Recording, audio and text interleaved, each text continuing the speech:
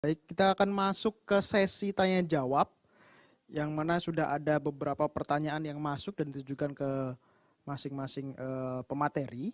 Yang pertama kami bacakan pertanyaan dari Pak Raden Sukyar kepada Pak Agus Wahyudi. Pertanyaan adalah apakah sudah pernah dilakukan kajian ekonomi terkait ekstraksi litium di lumpur Sidoarjo dan juga di Dieng seperti itu, Bapak. Disilahkan langsung ya. saja. Terima kasih Pak Moderator dan terima kasih Pak Sukyar atas pertanyaannya. Jadi tahun ini kita baru melakukan kajian teknisnya Pak. Kita hari ini tahun ini tuh sampling, karakterisasi dan juga proses ekstraksinya.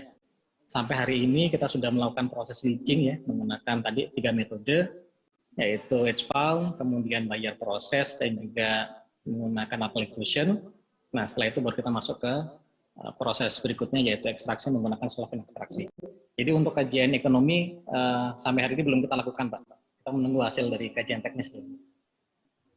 Terima kasih Pak Moderator.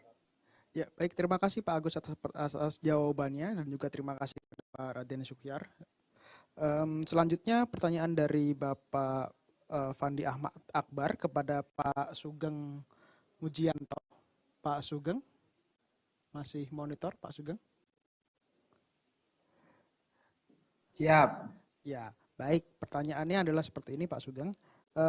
Dari total cadangan yang sudah didata oleh kementerian, itu perkiraan apabila itu dimanfaatkan secara masif seperti itu, kira-kira ada sampai berapa lama cadangan tersebut akan bertahan?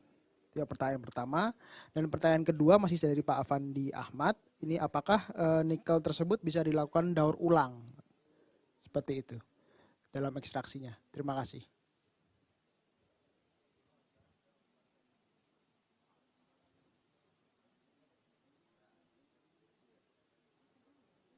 Baik, makasih. Jadi, mohon maaf, tadi sudah saya sampaikan ya bahwa ini gambarnya juga ada tadi ya, di halaman 6 tadi.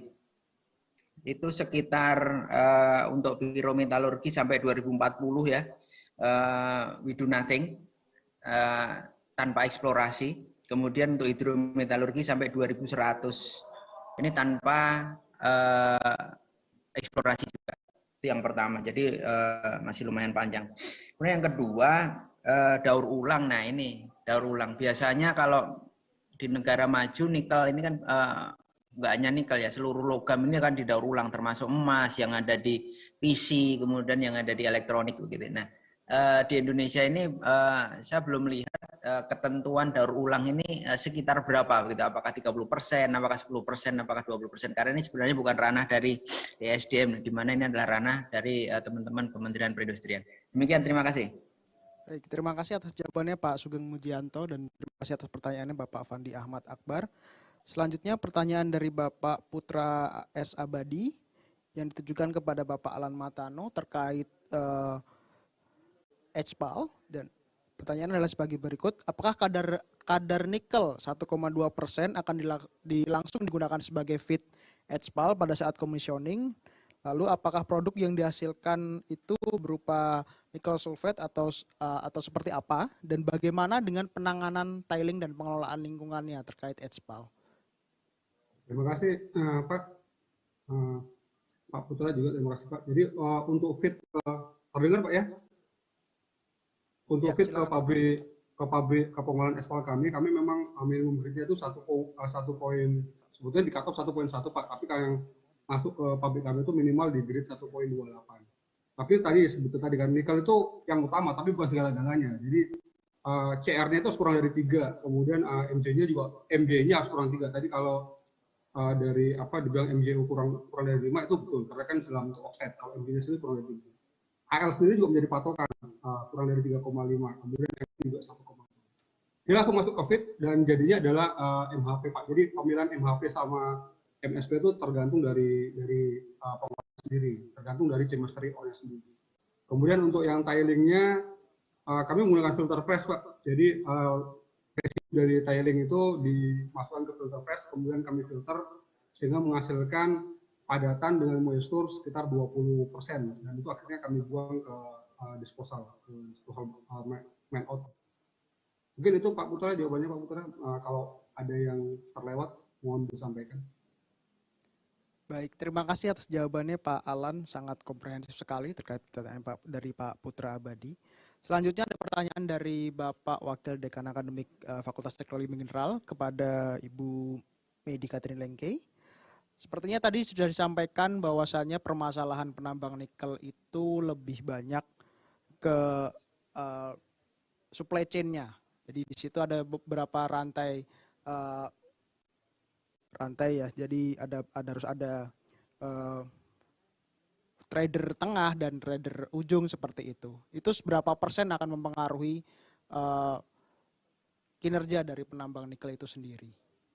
Dan mungkin juga sebagai pembukaan diskusi mungkin ya kepada Pak Sugeng selaku pemerintah di sini, mungkin ada langkah apa yang mungkin dapat mempersingkat dari rantai pasok di nikel tersebut. Mungkin untuk Ibu Medi kami silahkan. Ya, terima kasih pertanyaannya.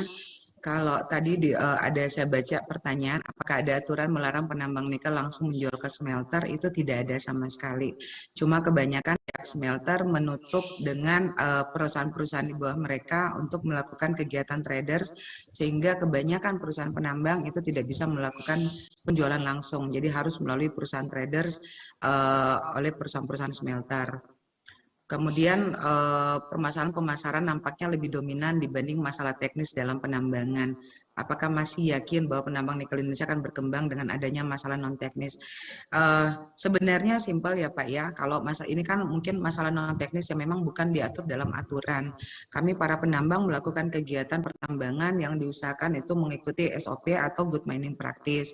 Nah, kegiatan-kegiatan penambangan kami itu kami sangat bersyukur dengan diterbitkannya Permen HPM, pemerintah mendukung bahwa harus ada fairness, harus ada keadilan. Industri hilirisasi juga harus mendukung industri hulu. Nah, industri hulu ini kebanyakan dikelola dan mayoritas dikelola oleh PMDN atau perusahaan lokal atau perusahaan merah putih. Di mana perusahaan merah putih juga harus didukung oleh pemerintah. Harga yang ditetapkan HPM itu sudah sangat amat cukup fair. Artinya kalau dibandingkan dengan harga internasional itu jauh dan sangat jauh. Ya, mungkin kalau kita perbandingan apple to apple kadar 1,8% untuk saat ini harga internasional itu sudah sekitar harga di $70 per ton. Nah, posisi sekarang kita berpatok di HPM bulan Juni hanya sekitar $38 per ton. Nah, artinya pemerintah dan kami mendukung industri hilir di Indonesia. Kami dukung smelter berdiri di Indonesia. Tapi poin penting adalah pertambangan ini adalah pertambangan yang diberikan oleh Tuhan apa adanya. Kami tidak bisa merubah kadar atau posisi mineral yang sudah terkandung di dalam tambang.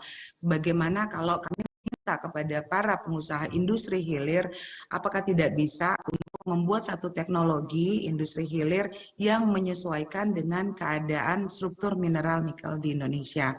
Seperti tadi Pak Alan bilang bahwa untuk teknologi ekspor sendiri ada spesifikasi rasio mineral yang lain, bukan hanya mayoritas unsur nikelnya. Nikel oke, tapi ada rasio-rasio yang lain yang akhirnya tidak bisa terakomodir. Rasio mineral yang lain yang tidak bisa terakomodir.